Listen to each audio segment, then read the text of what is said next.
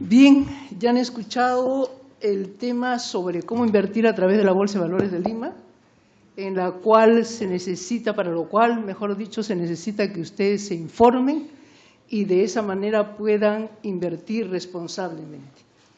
Y ahora va a tocar el turno a Derek Ricketts, asesor legal del grupo Scotiabank Perú, actualmente asesor legal de Senior Scotiabank Perú.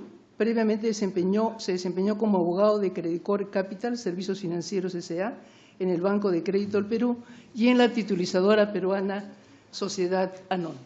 Entonces, él vuelvo a reincidir, les va a tocar el tema sobre cómo se invierte a través de los fondos mutuos. Es un tema en el que ustedes pueden invertir tranquilamente porque dan su dinero a una empresa especializada en invertir ese dinero. Eso le va a contar Derek. Bien, lo recibimos con fuertes aplausos.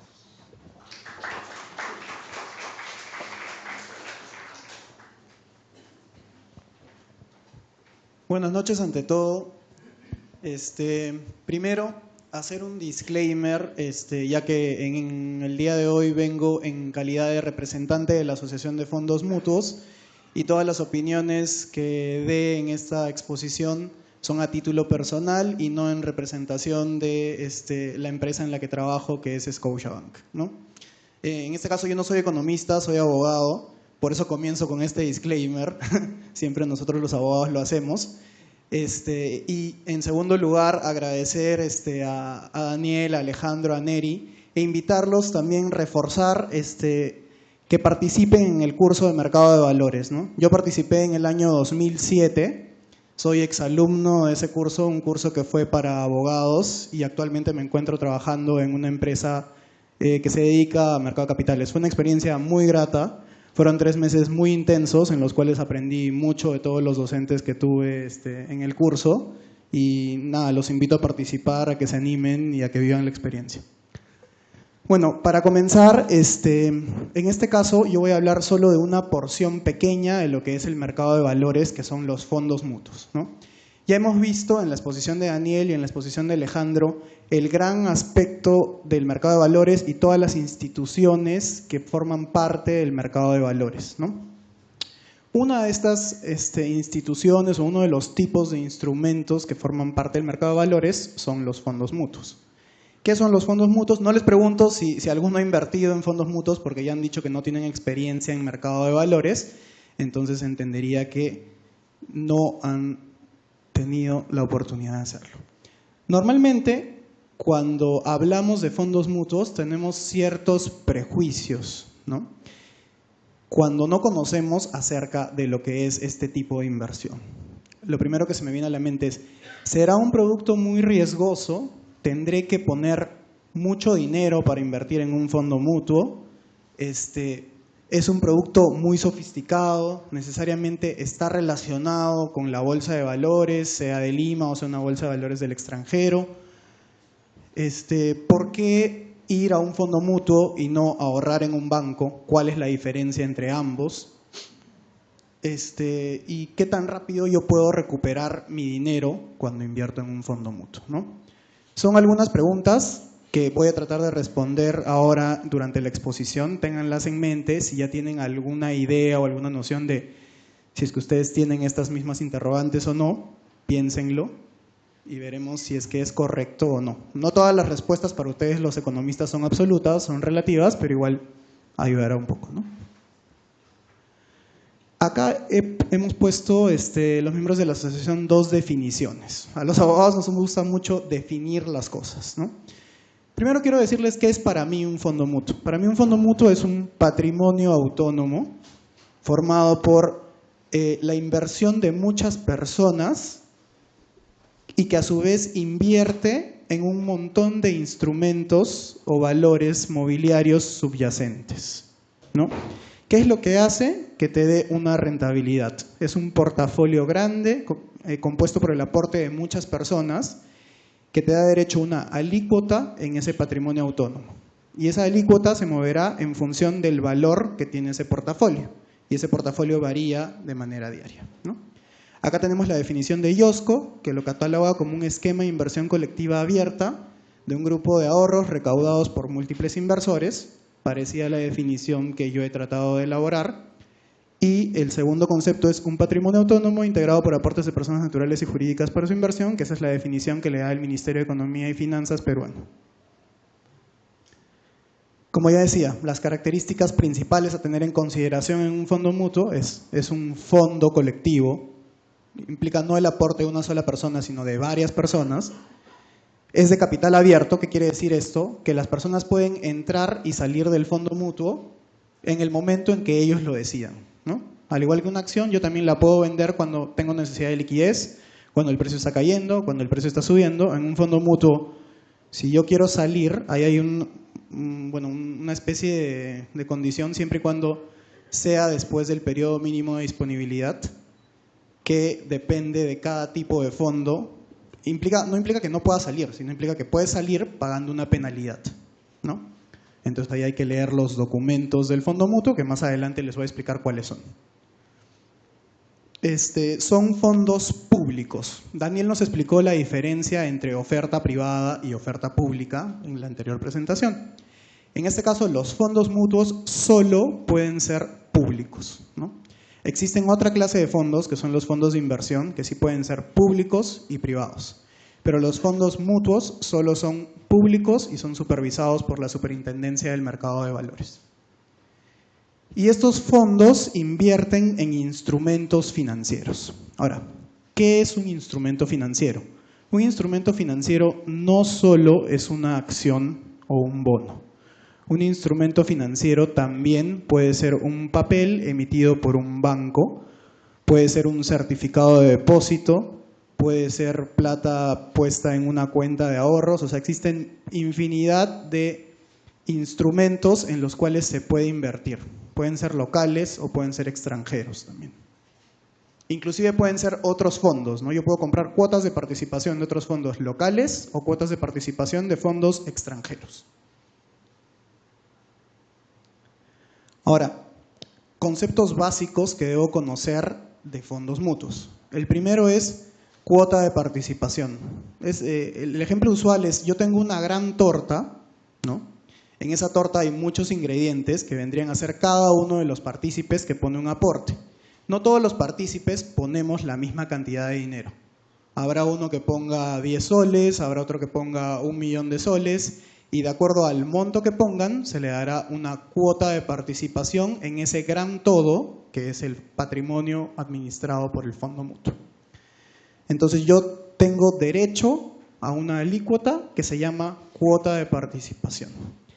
Dentro del mundo de los valores mobiliarios existen dos clases de valores mobiliarios, como bien se explicó anteriormente, los de renta fija y los de renta variable. En este caso, las cuotas de participación son consideradas valores de renta variable, ¿no? Independientemente de que pueden invertir en mayor o menor proporción en valores de renta fija o de renta variable. Medio trabalenguas, pero es un valor de renta variable más parecido a una acción que a un bono, porque tú no tienes un rendimiento predecible medido por los cupones que te pueda dar el papel, sino tienes un rendimiento variable sujeto a la cartera en la cual hay invertido. Y el valor cuota. Como yo he invertido en una gran cantidad de instrumentos financieros, diariamente esos instrumentos van a cambiar de valor, ¿no? Yo he invertido en acciones, he invertido en papeles de renta fija, esos no se van a mover mucho, pero la suma de todo ello en mi portafolio va a hacer que el valor cuota varíe. ¿Y qué es el valor cuota? El valor cuota es todo el patrimonio administrado dividido entre la cantidad de partícipes, ¿no? Eso me da el valor cuota de la cuota de participación del fondo mutuo. ¿Cómo funciona el fondo mutuo? ¿No? ¿Cómo yo podría adquirir un fondo mutuo? Ustedes. Lo que yo tengo que hacer primero es acercarme a una sociedad administradora de fondos mutuos. Estas sociedades administradoras usualmente, digo usualmente porque no todas funcionan así, tienen locales o comparten infraestructura con las entidades del sistema financiero, ¿no? A veces confundimos eso y decimos, el banco es el que otorga el fondo mutuo. No es el banco, sino que Las sociedades administradoras contratan a los bancos para que los bancos puedan atender a los clientes comunes y corrientes, ¿no? Entonces yo voy a cualquier agencia bancaria y en esa agencia bancaria pido información a la persona que esté de asesor de venta y servicios y le digo, quiero adquirir un fondo mutuo. Ese banco dará información acerca de los fondos mutuos y te dirá, este es el abanico de fondos mutuos que tiene la sociedad administradora. Más adelante les voy a hablar acerca del perfil, que es algo muy importante a tomar en cuenta en los fondos mutuos, ¿no? Entonces, si yo ya me animé a invertir en un fondo mutuo, lo que hago es doy un monto de dinero a la sociedad administradora. La sociedad administradora, para comenzar a operar un fondo, necesita un patrimonio mínimo y un número de partícipes mínimo, ¿no? Dependiendo del tipo de fondo. Cuando colecta lo suficiente, la SMB le da la autorización para que entre en etapa operativa y a partir de que entra en etapa operativa puedo realizar las inversiones que se encuentran en mi política de inversiones, ¿no? Un pilar básico del mercado de valores es la transparencia y la información. Entonces, en mis documentos yo voy a decir cuál es mi política de inversiones y cuáles son los porcentajes en los cuales yo me puedo mover. Este fondo mutuo X va a invertir de 0 a 25% en acciones y de 0 a 75% en papeles de renta fija.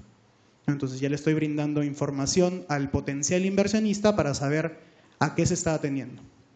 Entonces, entro a etapa operativa y los administradores expertos, que son los miembros del comité de inversiones, comienzan a realizar las inversiones del fondo mutuo de acuerdo a la política de inversiones que tengan, que puede ser bien variada. Realizan las inversiones y una vez que comiencen a generar rentabilidades esos instrumentos, de acuerdo al valor cuota y al número de cuotas de participación que tú tengas, te van a ir repartiendo, se va a ir valorizando tu fondo. Porque ¿cuándo es que tú vas a realizar la ganancia? Cuando rescates. Este es otro término importante que también tenemos que tener en consideración, ¿no?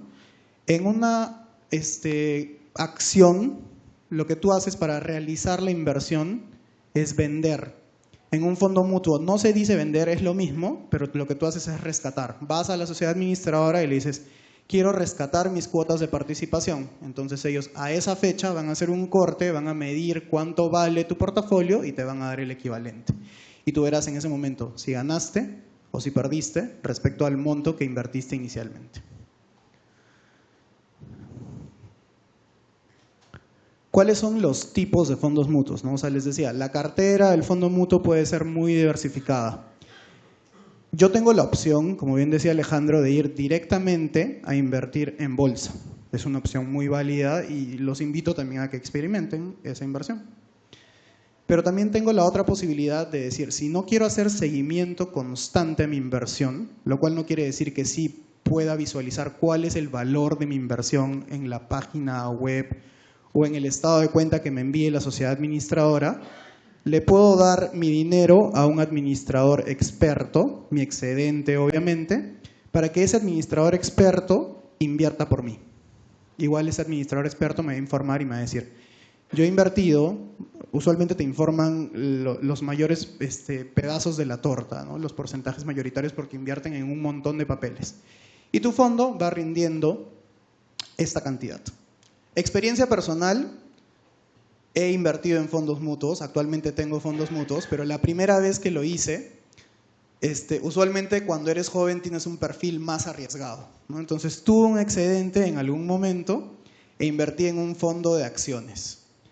Y el fondo de acciones te da la posibilidad, bueno, cualquier fondo en verdad, de que tú puedas ver tu inversión en línea de manera diaria y veas cuánto va subiendo y va bajando tu valor cuota. Y cuánto es el dinero que tú puedes recuperar. Entonces, en algún momento, mi objetivo de inversión, que es algo de lo que les voy a hablar más adelante, era de corto plazo y el fondo en el que yo había invertido no estaba calzado con mis expectativas. Entonces, creo que en el momento en que invertí fue el 2008, que fue una crisis financiera. Cuando invertí, las acciones estaban muy elevadas, pero comenzaron a bajar y veía de manera diaria cómo el fondo iba cayendo por una situación de mercado, ¿no? Entonces, ahí aprendí y dije, en algún momento realicé pérdida y me pasé a otra opción que era más conservadora. En esa opción conservadora, si bien no ganaba tanto como yo hubiera esperado, sí ganaba. pero tienen que tener muy en consideración eso, ¿no? La información está disponible. Ustedes pueden hacer el ejercicio también. Los invito a invertir en fondos mutuos. Otro de los paradigmas que tenemos es, para invertir en un fondo mutuo tengo que tener mucho dinero. Eso no es cierto. Pueden entrar a ver la información disponible en la página de cada una de las sociedades administradoras, que al final de la presentación les voy a dejar los nombres. Y hay fondos en los cuales tú puedes invertir desde 100 soles, ¿no? Entonces, si tienen la mejor manera de aprender es experimentar, creo yo. Entonces, determinen su perfil de riesgo, inviertan 100 soles, de repente de manera individual o de manera conjunta, mancomunada, y vean cómo se va moviendo ese fondo, ¿no? Y pueden aprender. Entonces, ¿cuál es tu pérdida máxima esperada? El fondo tampoco va a perder los 100 soles. Podría ser que llegues a 98, podría ser que ganes 150 soles, pero no se va a mover más allá del monto que tú has invertido. Y verás, o puedes dividir inclusive, ¿no? Si tienes un poco más de 100 soles, ves en qué inviertes y vas viendo cuál de tus inversiones es la que te rinde mejor. Esa es la mejor manera de aprender. Tenemos por un lado mercado de deuda o fondos que invierten predominantemente en instrumentos de deuda. Por el otro lado, fondos que invierten predominantemente en instrumentos de participación. Y en el punto central tenemos los fondos mixtos que invierten tanto en instrumentos de deuda como en instrumentos de participación. En línea con lo anterior, acá tenemos una subdivisión en los fondos mutuos de instrumentos de deuda, dependiendo si son de muy corto plazo a largo plazo. Y ello depende de la cantidad de días de los instrumentos en los cuales invierten. Los fondos mixtos, que tienen un porcentaje de participación balanceado, invierten tanto en acciones, en renta fija como en renta variable. Y finalmente hay otros tipos de fondos mutuos, ¿no? Los de renta variable per se, que son los que invierten más del 75% de su cartera en instrumentos de renta variable. Los estructurados, que son unos fondos un poquito más sofisticados que combinan instrumentos de renta fija con exposición a otra clase de activos que usualmente son derivados, ¿no? Entonces aquí es un poco más complejo el objetivo de inversión. Son derivados, son índices, entonces acá lo que hacen es recolectan dinero del público, usualmente institucional, que tiene una capacidad de pago más alta, y invierten en un sintético, y ese sintético potencialmente te puede dar la posibilidad de obtener retornos más elevados, ¿no? Igual tiene una tesis de inversión que si es que las situaciones de mercado hacen que se cumplan, el objetivo de inversión puede ser cumplido y te puede dar rentabilidades un poco más atractivas. El fondo de fondos, que le comentaba también, si eventualmente yo soy una persona que tiene muchos excedentes, usualmente las empresas, y quiero tener exposición a instrumentos extranjeros, pero que de repente no he hecho investigación, ¿no? Quiero comprar acciones de una petrolera rusa, porque alguien me dijo que, no sé, el sector petrolero en Rusia está bueno. Por ahí la sociedad administradora, bajo su equipo de research, investigará qué fondos, a su vez, extranjeros, invierten en este tipo de papeles. Y podría armar un fondo que invierta en ese fondo que ya hace la investigación en ese otro país, ¿no? Entonces ahí yo contrato a una persona sofisticada que hace inversiones, que a su vez contrata a otra persona del extranjero que también hace investigación y es especialista en ese otro país, ¿no? Entonces, de manera indirecta, tengo exposición a eso a través de mi fondo de fondos que compra fondos, sean nacionales o extranjeros. Entonces, es otra posibilidad que también tenemos. De hecho, que como la información es más lejana, de repente es un instrumento más arriesgado, pero igual si quiero tener una cartera diversificada, es una opción. Y finalmente el fondo mutuo flexible, que es un fondo que no encaja dentro de ninguna de estas categorías, ¿no? Que es un fondo que tiene un poco de todos o que no cumple con los porcentajes que se han indicado ahí. ¿Qué documentos tengo que firmar o dónde está la información, ¿no? Esta parte de repente es un poco aburrida para ustedes porque no son abogados, para mí es un poco entretenida, porque es lo que hago, pero usualmente también es lo que delimita la responsabilidad y te da la información, ¿no? Entonces, ¿dónde yo puedo leer en qué puedo invertir? Tú te vas a cualquiera de las páginas de las sociedades administradoras que existen en el mercado y le das clic a cualquiera de los fondos y regulatoriamente vas a encontrar esto. Tienes que tener publicado el contrato de administración, que es el documento que tú vas a firmar con la administradora, en el cual le vas a decir, quiero adquirir este fondo mutuo puntual. Vas a encontrar el prospecto simplificado, que el prospecto simplificado es el documento de venta que te brinda toda la información que tú debes saber del fondo mutuo. Este documento nosotros previamente a revelárselo a ustedes lo hemos validado con la Superintendencia de Mercado de Valores, quien ha cautelado que la información mínima indispensable para el público se encuentre allí. ¿Qué vas a encontrar en ese prospecto simplificado? La política de inversiones, las comisiones que se te van a cobrar en caso de rescates si hay o no hay. ¿Qué más? ¿Cuánto te costaría representar un certificado de participación en físico si lo quisieras dar en garantía de una empresa del sistema financiero, porque también puedes apalancarte con esa inversión, porque tiene un valor, y otras cosas más? Y el reglamento de participación, que son el conjunto de reglas que gobiernan a todos los fondos que administra la sociedad administradora, ¿no? Los invito a hacer el ejercicio igual. Si no se animan a invertir, de repente sí anímense a informarse, abran la página de cualquiera de las sociedades administradoras y validen esta información, ¿no? Entonces, el prospecto, en verdad, cada vez con el regulador estamos encaminados a volverlo un documento más sencillo, que pueda leerlo cualquier persona para acercarse a los fondos mutuos. Entonces es un documento de una extensión entre 2 a 3 páginas, con bastantes gráficos, que ustedes pueden verlo y pueden decir, entiendo o no entiendo qué es este fondo mutuo, en qué invierte, y cuáles son las comisiones y los riesgos. Otra cosa importante del prospecto son los riesgos que tú asumes en esta inversión, ¿no? Como ya han dicho anteriormente, cualquier inversión tiene riesgo. Entonces, nosotros estamos obligados como sociedades administradoras a decirles qué riesgos son los que tú asumirías en caso inviertas en fondos mutuos en determinado fondo mutuo puntual. ¿Dónde encuentras esta información? La encuentras en el prospecto simplificado. Ahora, la labor de asesoría. Les decía que es importante para nosotros, las sociedades administradoras de fondos mutuos, tener como una especie de entrevista con nuestros potenciales clientes, ¿no? El regulador también nos lo exige y consideramos que es una práctica muy sana. Cuando yo voy a comprar algún producto, a mí lo que me interesa saber primero es información, ¿no? Información y conocer a mi cliente.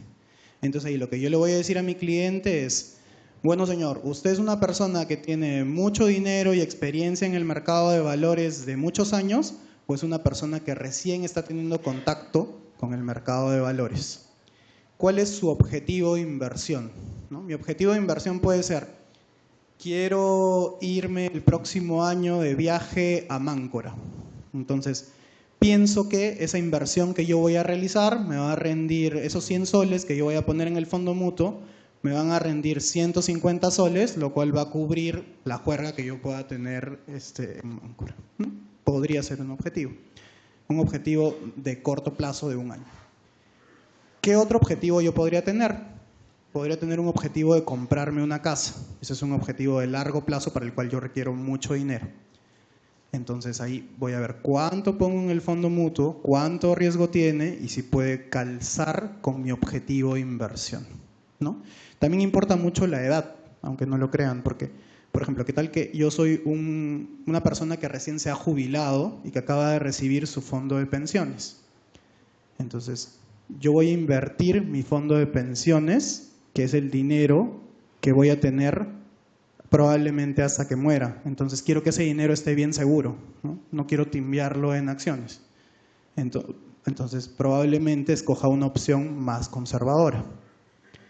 Es importante saber eso, ¿no? Entonces, cuando ustedes vayan, lo importante es primero, ¿cuál es el perfil del cliente? ¿No? ¿Es un cliente con una necesidad de corto plazo, con una necesidad de largo plazo, que tiene mucho excedente de efectivo o que tiene poco excedente de efectivo? Luego, informarse, ¿no? Una vez que yo ya sé cómo es mi cliente, No le voy a dar los 32 fondos mutuos que tengo en mi cartera. ¿Para qué? Si yo sé que su perfil es conservador. Le saco los fondos mutuos conservadores, le explico cuáles son esos fondos mutuos conservadores y él eventualmente, de acuerdo al fondo que más calce con sus necesidades, decidirá, yo quiero este fondo mutuo puntual. ¿Cuáles son los riesgos, ¿no? Si tú inviertes en un fondo estructurado que tiene exposición a derivados, los derivados son instrumentos un poco más riesgosos, te explico cuáles son esos riesgos, ¿no? Si invierto en, no sé, pues de repente no invertimos en bonos junk o con categorías de riesgo bajas, pero si lo hiciera, te lo tendría que explicar y tendría que decir, estoy invirtiendo en bonos que probablemente sean de empresas que tienen una baja calificación crediticia. Entonces, en ese supuesto, yo estoy enterado de ese riesgo y una vez que estoy enterado de ese riesgo, invierto. Ese no es el caso para el caso de sociedades administradoras de fondos mutuos peruanas, ¿no? Y finalmente, hago un match. Estas son mis necesidades o este es mi perfil y estos son los fondos mutuos que tengo disponibles. Entonces, si algún fondo mutuo calza con mis necesidades y con mi perfil, lo compro o lo adquiero. Lo suscribo, en este caso sería el término técnico correcto. ¿Cómo determino el perfil del inversionista? Un poquito ya les había adelantado. ¿Cuál es mi capacidad de tomar riesgos, ¿no? ¿Es una inversión que yo quiero hacer para el corto o para el largo plazo? ¿Mi fuente de ingresos es holgada o es ajustada? ¿Son los únicos recursos que tengo o tengo muchos recursos? Eso dependerá de cuánto quiera arriesgarme también, ¿no? ¿Cuál es mi nivel patrimonial? Independientemente de la liquidez que yo tenga. Tengo muchas casas que eventualmente si las pudiera vender podrían darme más dinero, o tengo empresas que me van a generar flujos, o no los tengo. Este es el factor objetivo, ¿no? Yo lo puedo medir. Independientemente de eso, también existe una rama, en economía me parece también, economía conductual, que hay decisiones que yo tomo por emociones, no necesariamente porque los factores objetivos estén correctos. Entonces, puede ser que yo, viendo la primera parte, tengo un horizonte de inversión de largo plazo que me lleva a invertir en un fondo de acciones, probablemente, que tenga una fuente de ingreso holgada, suma más al fondo de acciones, y que tenga un nivel patrimonial alto. Mi perfil hasta ahí con los factores objetivos sería, señor, usted debe invertir en un fondo de acciones. Pero me voy al componente subjetivo, y cuando voy al componente subjetivo, soy una persona aversa al riesgo. Entonces, por más de que tenga la capacidad patrimonial para hacerlo, me gusta invertir en fondos o en instrumentos que sean conservadores. Entonces, ahí el factor emocional o psicológico influye bastante también. O la etapa de la vida en la cual esté, ¿no? Antes les había comentado. Puede ser que yo siempre he sido una persona arriesgada, pero en este caso es el fondo de mi jubilación. Entonces yo el fondo de mi jubilación lo quiero cuidar. Entonces si bien he sido una persona que siempre he tomado riesgos, con este excedente que tengo no quiero tomar riesgos. Quiero darle un tratamiento distinto. Entonces en ese caso lo que voy a hacer es, para ese fondo excedente que tengo, lo pondré en algo más conservador, independientemente que el resto de mi portafolio pueda estar en una opción más arriesgada. Y las metas financieras, que eran los objetivos de inversión que les comentaba en un inicio, ¿no?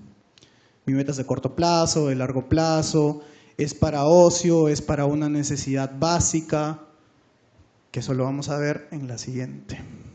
Acá. ¿Cuáles son mis metas, no? Usualmente, ¿cómo yo cubro? Si yo tengo obligaciones y necesidades que cubrir, que son primordiales, el pago de la universidad de mis hijos, la alimentación, el colegio, y sé que esos fondos van a ser destinados para eso, usualmente los cuido más, o tengo que pagar mi hipoteca, por ejemplo.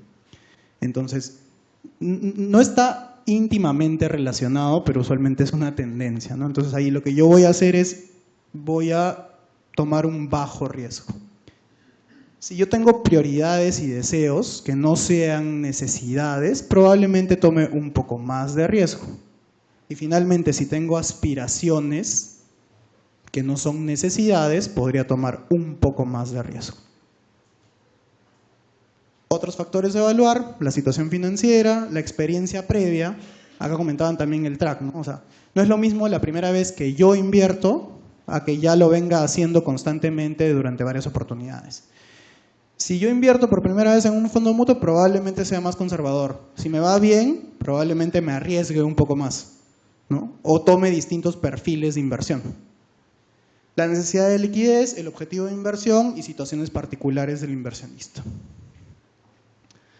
Entonces, recapitulando un poquito, ¿cómo yo elijo un fondo mutuo al momento en que si alguno de ustedes se anima a ir a una institución del sistema financiero e invertir 100 soles en cuotas de participación? Primero, defino mi objetivo de inversión. Eso es algo personal.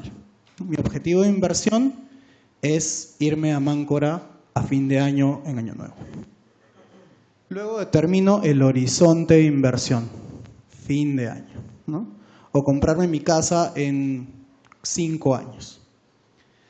Luego elijo la moneda, eso es algo importante también, ¿no? Si el bien que yo voy a adquirir está en dólares y quiero que la rentabilidad que se me dé esté en dólares, pues probablemente la moneda que elija sean dólares. Si es para una necesidad, para cubrir una necesidad de liquidez en soles, probablemente elija soles para así evitar el riesgo cambiario, ¿no? Porque si no, tendría que tomar un derivado para mitigar ese riesgo. También hay productos que tienen un derivado para mitigar ese riesgo de cobertura, pero igual tengan en cuenta la moneda, siempre es algo muy importante. ¿Cuál es el perfil de riesgo del inversionista?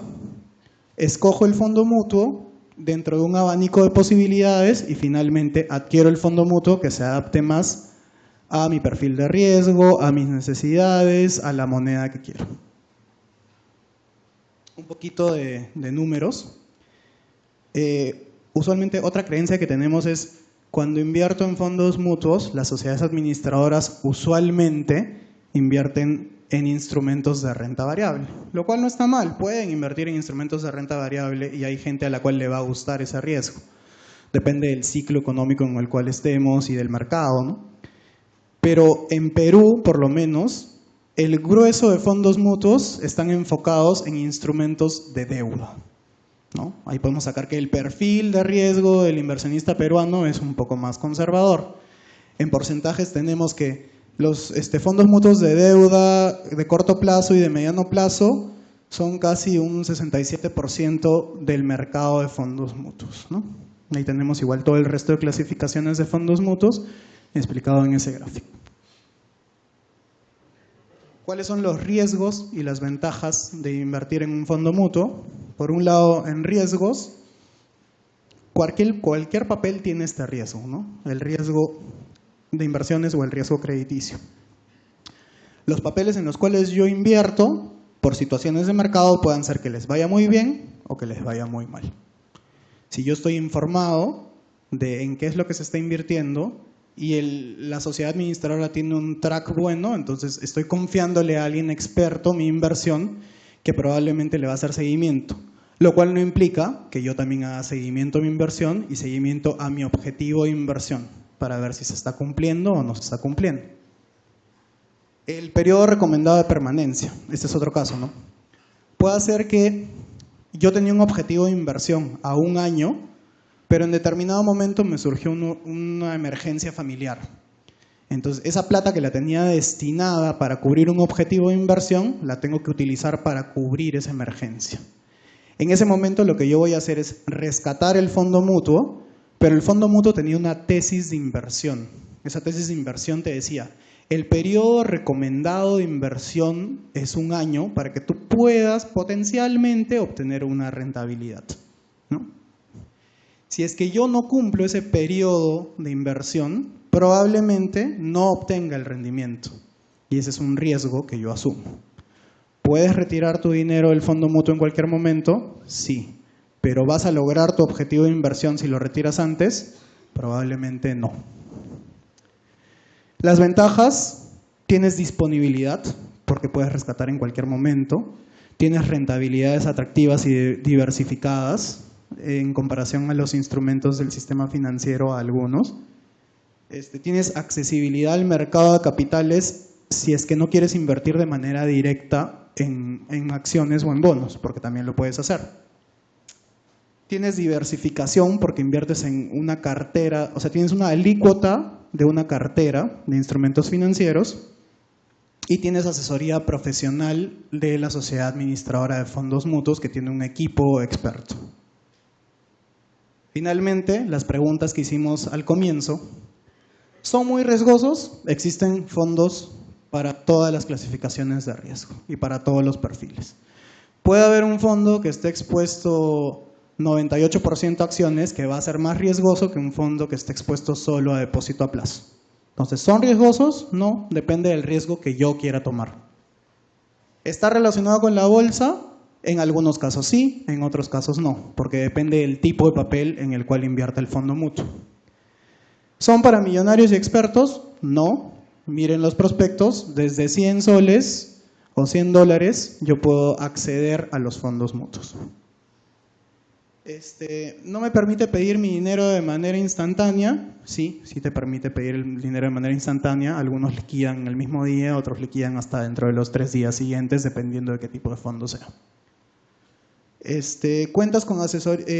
No lo entiendo, pues si no lo entiendes, ve a la sociedad administradora que te lo explique, infórmate con los documentos que están disponibles en la página web de todas las sociedades y ahí podrás encontrar más información. Y son muy fáciles de entender, en verdad. Y mejor ahorro en el banco. Puedes ahorrar en el banco, pero también puedes ahorrar en un fondo mutuo, ¿no? Depende de tu objetivo de inversión y depende de cuánto riesgo quieras asumir. Ambas son opciones válidas. Inclusive también invertir en acciones, en bonos o en bolsa también es otra opción válida. Son distintos tipos de inversiones en los cuales puedes acceder y diversificar tu dinero y tus excedentes. Finalmente, estas son las asociaciones de fondos mutuos miembros de la asociación. Pueden entrar a la página de cualquiera de ellas a obtener información, que está publicado todo en la página web.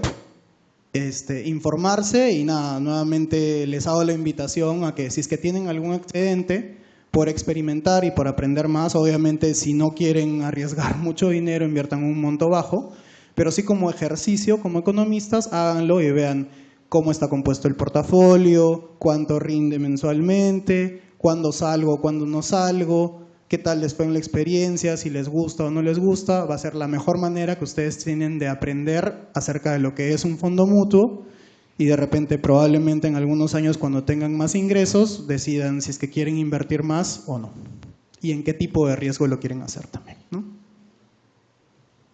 Bueno, eso es todo por mi lado. Muchas gracias por la hora y por su atención.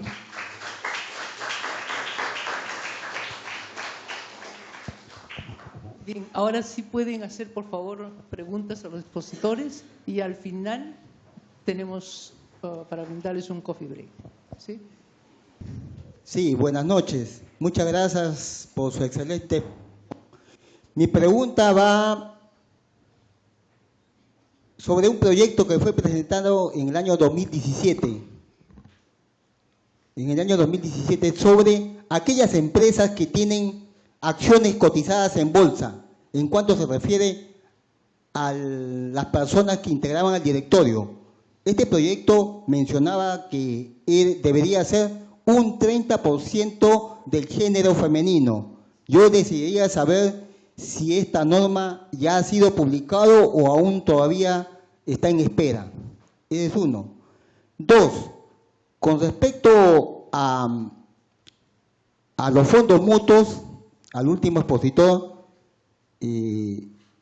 usted me dice que es abogado y habló sobre el decreto legislativo 1352. Creo que hay pocas empresas que han sido sancionadas bajo esta norma. Uno de ellos es el caso Utopía. Los representantes legales creo que inclusive se han fugado. Esta empresa ha desaparecido prácticamente, se ha extinguido y creo que hay 2 o 3 casos más. ¿Qué pasa? La norma es muy débil, la norma aún todavía tiene que perfeccionarse porque toda norma es perfectible. Y también al último expositor, pregunto, ¿fondos mutuos o depósito a plazo fijo, caja municipal? Las cajas municipales están pagando buenos intereses. Y eso es todo, gracias.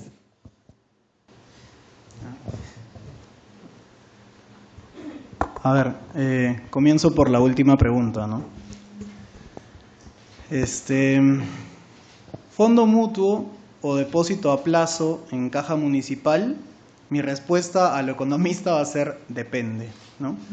Hay fondos mutuos estructurados que han rendido 20%, ¿no?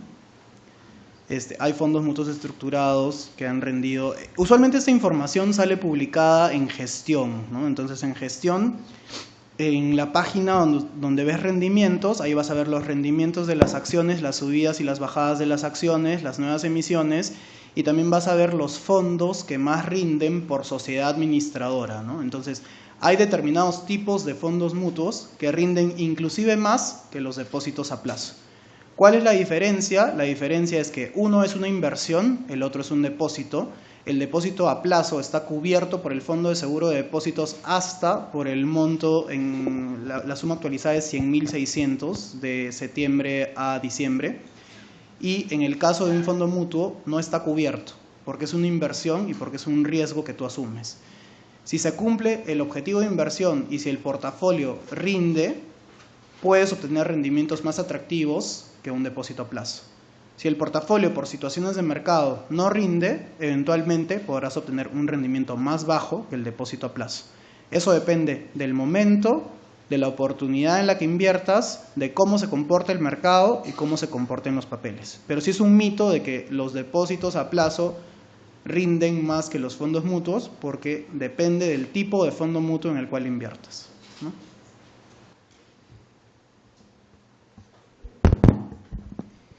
Y solo para recordar un poco, mencionó el tema de la norma del decreto legislativo 1352, si mal no recuerdo.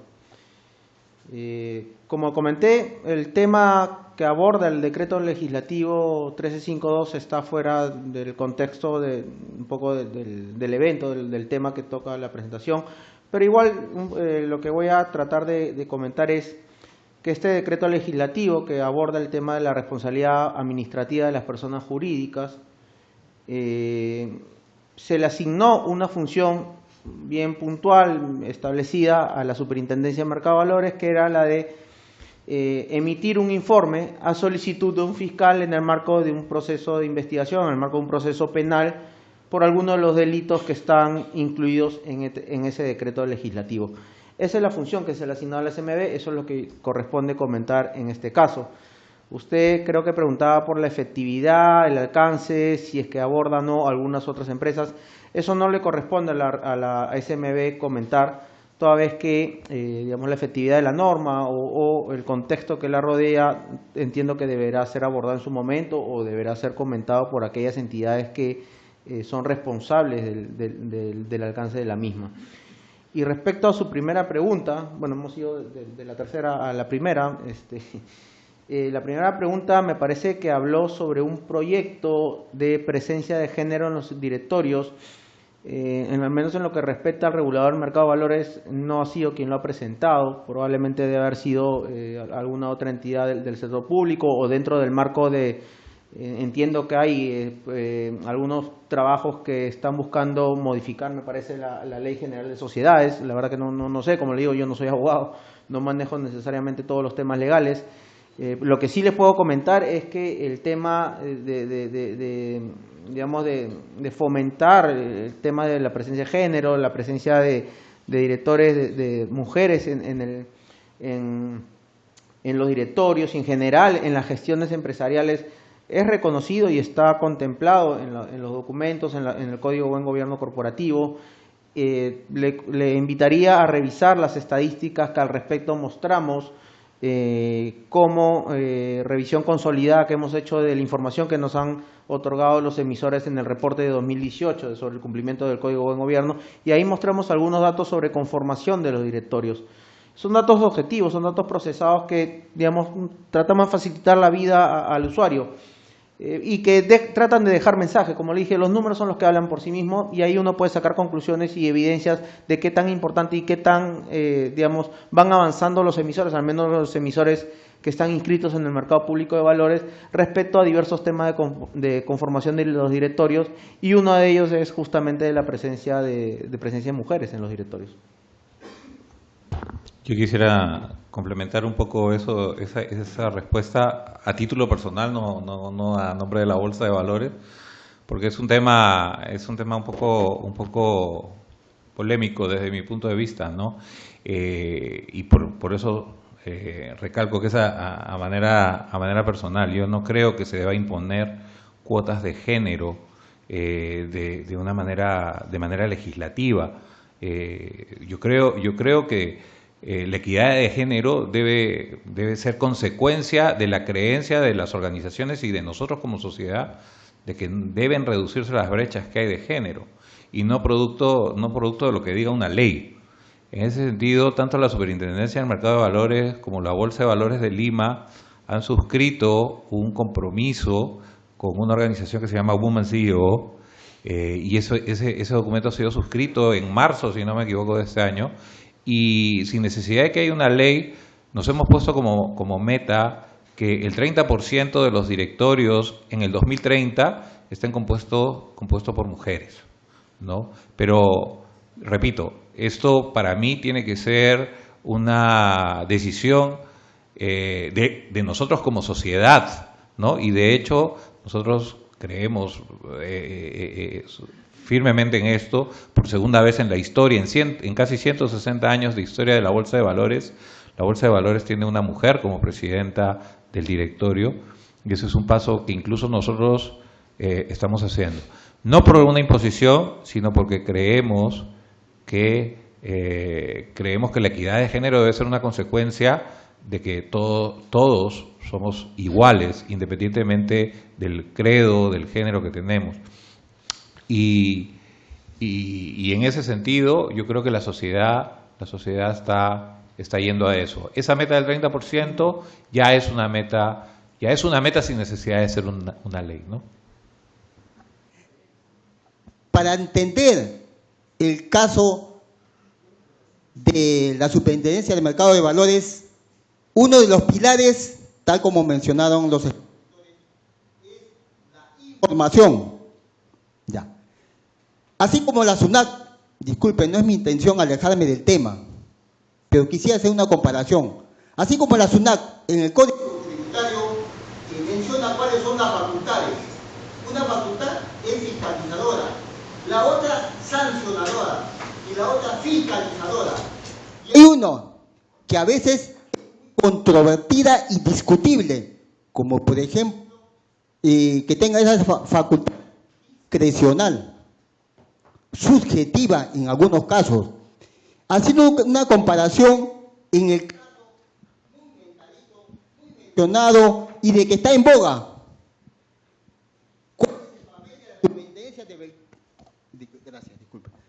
¿cuál es el papel y la función de la Superintendencia de Mercados y Valores en el caso Odebrecht?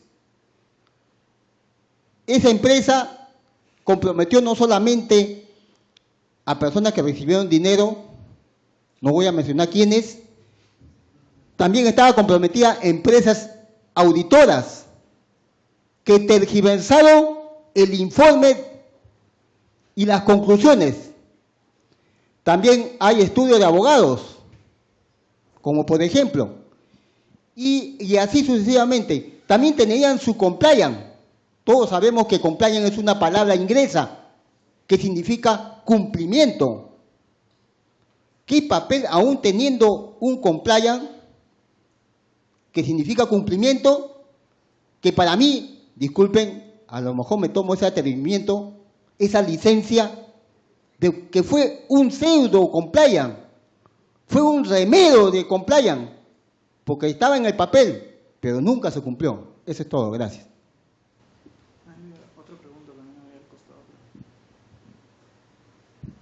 ¿Qué tal? Buenas noches. Bueno, voy a hacer unas preguntas un poco más suaves. Son dos preguntas, ¿ya? La primera es, fondos mutuos, ¿hay para días? O sea, para 3, 4 días, ¿no? La primera pregunta muy simple.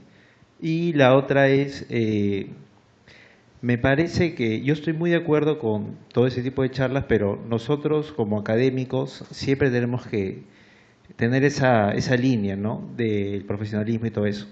¿Por qué digo eso? Porque en esta actualidad peruana hay mucho de lo que llamamos redes de mercadeo, ¿no? Que, discúlpenme, pero es de todo menos algo profesional, es algo más de comprar y vender, ¿no? Es una idea nomás para la SMB que vayan por ese lado de las aplicaciones, de las páginas web, que mucho me parece están contaminando esta buena idea de lo que es el mercado de valores. Gracias.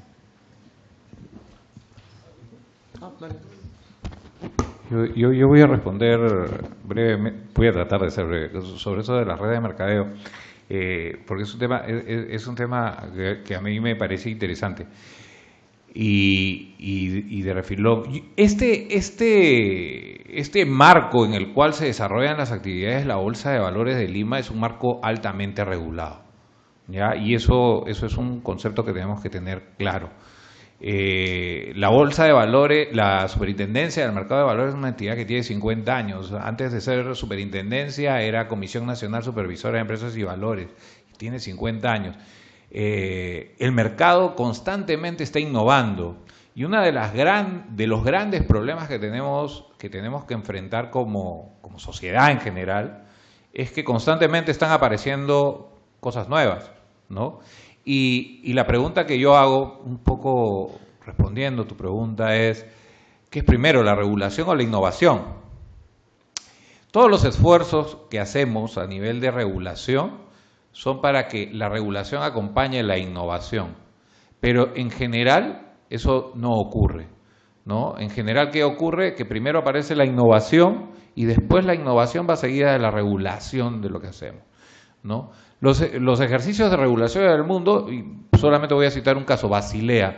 Basilea es una reunión que lo que busca es darle mejores prácticas a la banca para enfrentar el riesgo primero de mercado y de crédito y después incorpora el riesgo operacional, ¿no? Pero estamos hablando de fines del siglo pasado, o sea, no estamos hablando ni siquiera de hace 100 años, ¿no? Entonces, primero es la innovación, después. Estamos mezclando, cuando hablamos de temas de redes de mercadeo, ¿no? Quizá estamos pensando en pirámides, en esquemas piramidales. Entonces hay que hacer una diferenciación. Una red de mercadeo no es necesariamente una pirámide financiera, primer punto. Segundo punto, las pirámides financieras están dentro del marco de la Superintendencia de Banca y Seguros, ¿no? ¿Por qué son una estafa las pirámides financieras? Porque te piden dinero a cambio de una rentabilidad y esa rentabilidad se va a ir pagando con nuevos aportes y eso es lo que las convierte en ilegales, ¿ok? Mientras que las redes de mercadeo, a diferencia de las pirámides financieras o esquemas Ponzi, como lo quieras llamar, son actividades que no podríamos decir que son ilegales, ¿no? Porque finalmente yo no te estoy obligando a comprar 6 botellitas de agua milagrosa que cuestan $500. Tú las estás comprando porque tienes la voluntad propia de comprar 6 botellitas de agua, así como en mi ejemplo preguntaba si tú estabas dispuesto a vender tu casa para comprar una flor y nadie te está obligando. En este caso, tú estás dentro de la libertad de transacción que existe, estás dispuesto a meterte la mano al bolsillo, sacar $500 y comprar 6 botellitas de agua. ¿Cuáles son las condiciones para eso?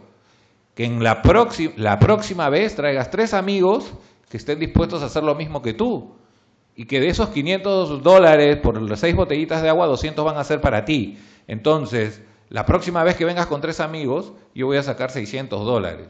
En ese esquema no entramos a regular. Ahí no entra a regular ni la superintendencia de banca y seguro. ¿Es una estafa? No lo sé. Yo no lo sé. Y no lo sé sencillamente porque nadie me obligó a comprar las 6 botellitas. Lo que sí me queda claro es que Ponzi, el esquema piramidal, financiero propiamente, sí es una estafa. Porque no está produciendo, no está creando valor. Vuelvo a la pregunta con la que yo empecé mi ponencia, que es, ¿cuál es la razón? ¿Por qué vale? ¿No? ¿Por qué estás dispuesto a pagar $500 por 6 botellitas de agua? Porque esos $500 y esas 6 botellitas de agua me permiten crear mayor valor en el futuro, ¿no? ¿Cuándo se va a reventar? Cuando ya no tengas capacidad de meter más ingenuos al esquema, no es piramidal, al esquema multinivel, digamos, ¿no? Pero ahí hay una gran diferencia. Hay que diferenciar lo que es financiero netamente, que está en el ámbito de la Superintendencia de Banca, que la Superintendencia de Banca ha hecho esfuerzos para erradicar eso, y de hecho hoy siguen habiendo informes de la Superintendencia de Banca reportando actividades de pirámide, pero ese es esquema piramidal Ponzi proscrito. Lo de las redes de mercadeo entra más en el sector comercial que en el sector financiero, ¿no? Es lo que yo quería. Sí, la verdad que mucho por complementar a lo que ha dicho Alejandro, no, creo que la explicación ha sido clarita. En todo caso, yo quisiera dar algo adicional a lo que mencionaba. A ver, todo este tema de la globalización y la innovación tecnológica ha traído consigo muchos productos nuevos, innovadores, soportados en los avances tecnológicos, ¿no? Hay muchos servicios financieros que ahora se brindan a través de plataformas tecnológicas. Que este es el fenómeno conocido como fintech, ¿no? Que el fintech es la tecnología financiera, los servicios financieros soportados en avances tecnológicos. Y esto ha generado diversidad de productos y servicios, seguramente con muchas cualidades, con muchos beneficios potenciales, pero también con diversos riesgos. Y es claro, digamos, como les mencionaba en mi presentación, un regulador moderno tiene que ser dinámico y adaptarse a las necesidades del mercado e ir cambiando constantemente.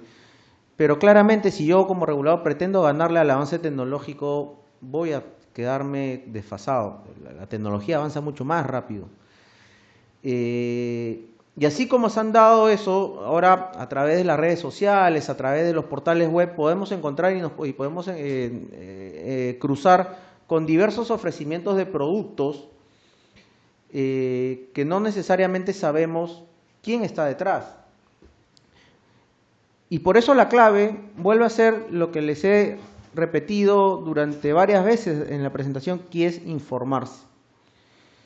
En el caso de la Superintendencia de Mercado de Valores, en nuestro portal ustedes pueden ver y hemos publicado algunos anuncios vinculados cuando surgieron estas plataformas de financiamiento colectivo, las de crowdfunding, hace algunos años atrás, esquemas que no están supervisados y regulados y que ofrecer valores o financiarse con valores mobiliarios a través de estos esquemas no está permitido por el marco regulatorio vigente porque calza dentro de lo que es una oferta pública.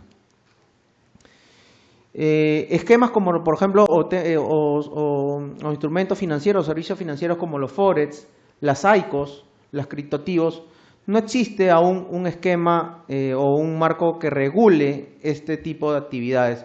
Por eso lo que nosotros, priorizamos es alertar al público usuario que primero se informe y sepa bien a qué destina sus inversiones. Y importante es por esto que dentro de este contexto, les mencionaba, hemos ya enviado y hay un proyecto ya de ley aprobado en la Comisión de Economía del Congreso que va a regular o que propone regular y supervisar la actividad del financiamiento participativo financiero.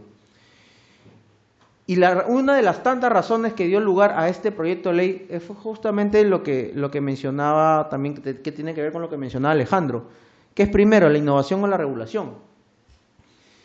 Y justamente para desarrollar este proyecto hemos tenido reuniones constantes con la industria, una industria que estamos conociendo, para, entender cuáles son las necesidades, cuáles son los parámetros, cuáles son las directrices que debe contener este proyecto de ley y principalmente entender, y esto fue un mensaje de la propia industria, y es que necesita estos jugadores nuevos que quieren participar un marco regulatorio claro, predictible, de tal manera que tengan un desarrollo ordenado. Entonces, la regulación tiene que acompañar necesariamente todos estos avances, pero es progresivo. Por lo pronto, mientras no haya un marco regulatorio claro, vigente de algunas tantas cosas que se pueden ofrecer vía los portales web, vía las redes sociales, lo necesario es que se informen. Infórmense, está la página web, no solo el SMB, está la página web de los partícipes del mercado, está la página web de los otros reguladores como la SBS, el Banco Central. Hay información. A veces falta tiempo para procesar la información, pero hay que informarse porque finalmente uno destina sus recursos. y uno no quiere perder recursos a menos que tenga mucho dinero como para regalar, y aún así teniendo dinero nadie está para regalar. Entonces creo que finalmente la clave es el tema de información, el tema de conocer y saber qué está detrás. Y solo creo que para concluir, salvo que haya otra pregunta más, el señor preguntó cuál es el rol de la SMB en Odebrecht, si no recuerdo mal. La respuesta es sencilla, ninguno. Odebrecht es una empresa que no tiene ningún valor inscrito en el registro público del mercado de valores. El rol y el ámbito de supervisión de la SMB creo que lo expliqué claramente en la presentación, con lo cual mucho más no tengo por decir. Gracias. Faltaba la respuesta a una pregunta de los fondos. En la definición de fondo mutuo es un fondo de capital abierto. ¿Qué quiere decir capital abierto? Que tú puedes entrar y salir cuando tú quieras. Yo podría adquirir un fondo mutuo hoy y salir mañana, sí. Lo que te tienes que fijar es en el periodo mínimo de permanencia, que usualmente está linkeado a la comisión de rescate. Si tú pasas el periodo mínimo de permanencia, no pagas comisión de rescate. Si tú no pasas el periodo mínimo de permanencia, pagas comisión de rescate, ¿no? ¿Cuáles son los periodos mínimos de permanencia más cortos? De los fondos de la sociedad administradora a la que represento, 3 días, y los más largos, 2 años, ¿no? Entonces, durante ese periodo, ¿puedes salir? Sí puedes salir, pero pagas comisión de rescate. Si pasas el periodo mínimo de permanencia, no pagas comisión de rescate. Igual tienes la posibilidad de salir cuando tú lo veas conveniente. Bien, nada, muchas gracias por su atención. Buenas noches.